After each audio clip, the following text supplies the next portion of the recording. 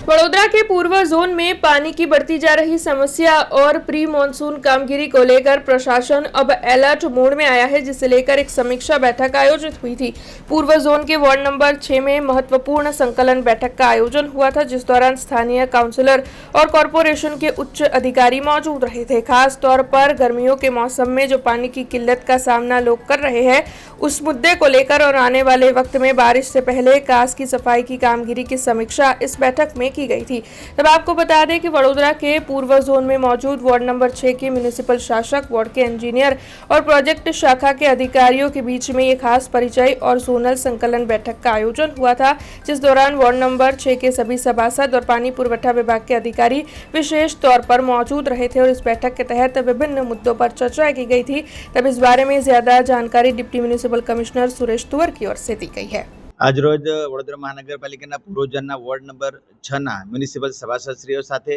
વોર્ડના એન્જિનિયરો, વોર્ડના અધિકારીઓ અને પ્રોજેક્ટ શાખાના અધિકારીઓ સાથે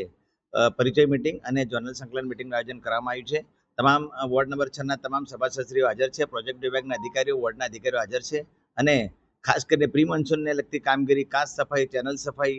અને આ બધી કામગીરી ઉપરાંત પાણીના પ્રશ્નો ખાસ કરીને છે એના પાણી પુરવઠાના અધિકારીઓ પણ હાજર છે। તેની સાથે પાણીના સપ્લાયની, વિતરણની આ બધી ફરિયાદો નિવારણ અંગેની કામગીરીનો રિવ્યુ કરવામાં આવશે અને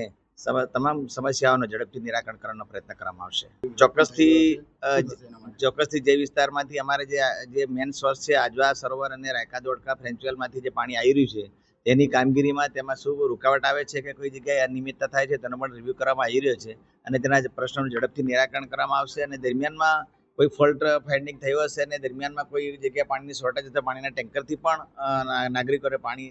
સમયસર ઝડપથી મળી રહે તેવા પ્રયત્ન કરવામાં આવશે અને આગામી સમયમાં પાણીની કેટલી જરૂરિયાત છે તેના આયોજન અંગે પણ રિવ્યુ કરવામાં આવશે। हमसे जुड़े रहने के लिए हमारे YouTube चैनल को सब्सक्राइब करें और नई वीडियो की नोटिफिकेशन के लिए बेल आइकॉन को दबाएं।